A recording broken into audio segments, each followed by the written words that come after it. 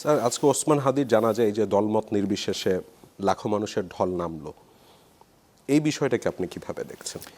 এর মৃত্যুটাকে আমি দেখি ওই সময় ইউনূস সাহেব আসার পরে আমি বলছিলাম যে আল্লাহ যাকে ইচ্ছা করে রাজত্ব দেন, ইউনূস সাহেবকে আবার রাজত্ব দিলেন।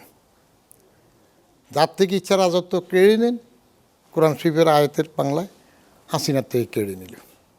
ঠিক এর আগে বঙ্গবন্ধু যখন আসলেন, মরা মানুষ চলে আসলেন, কবর খুঁড়ল, জেলখানায় আসলেন, আল্লাহ রাজত্ব দিলেন।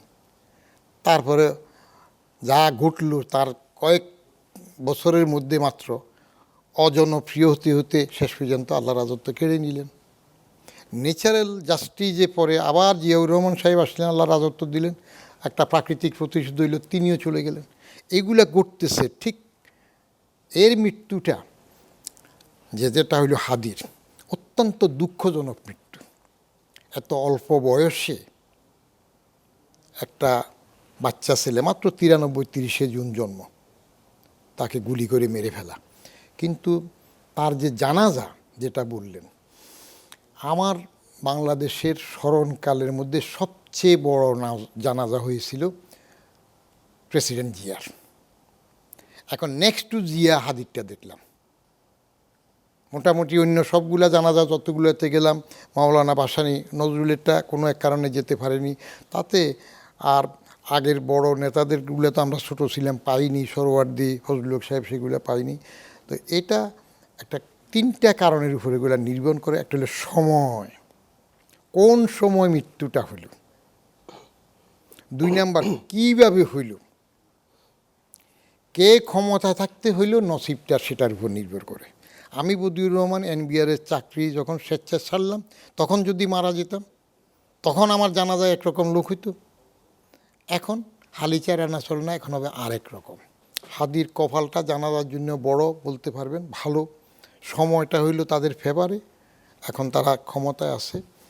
তবে আমার কাছে একটা জিনিস কৌতূহলবশত হয়, কথা বললে তো এরা যায় বাড়িঘর ভাঙবে, মেরে ফেলবে, এরকম হয়।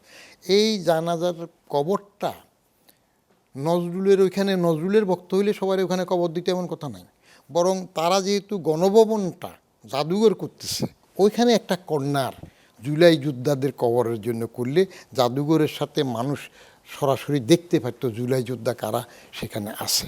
এটা আমার বিবেচনা, সেটা আরও উত্তম হতো। এখন তার জানাজাটাতে যেই পরিমাণে লোক হয়েছে, এটা একটা রহমত। সময়, কোন সময় হয় সেটার উপরে অনেক কিছু নির্ভর করে। আর এটা নসিবের ব্যাপার থাকে, আল্লাহর তরফিয়া রহমতেরও ব্যাপার থাকে। সবাই তো সবটা পায় না। তবে সর্ববৃহৎ জানাতা জিয়াউর রহমান সাহেব পেয়েছেন, আমি তুলনা করি আর কি, যেগুলোতে যাই। এবং মাঝে তো আমরা বলতাম এক সময় যে জিয়াউর রহমান সাহেব দরবেশ ছিলেন, যদিও তার ব্যাপারে ভিন্ন মতো আমার আছে, সেগুলো আলাদা। যে মানিক মিয়া এভিনিউটা পুরোটা তো খোলা ছিল, একটা কেমন, ওখানে 4টা লেন ছিল তখন, যে মাঝে মাঝে গাছ ছিল, তো 3টা রোতে গাছ ছিল।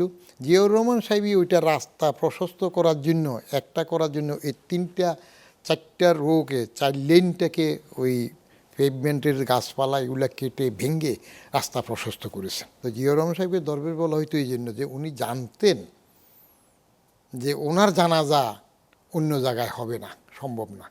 ওনার প্রথম গায়বানা জানাজা আমরা পল্টনে পড়েছি, যেটা এখন মার্কেট হয়ে গেছে। তারপরে এখানে হলো এই পুরো রাস্তা সহ, তখন তো সংসদ ভবন এটা চালু হয় নাই, ইনকমপ্লিট ছিল। বিশাল লোক কাকে বলে, একেবারে পুরো। তো তারপরে নেক্সট বৃহৎ হইল এই হাদির জানাজাটা।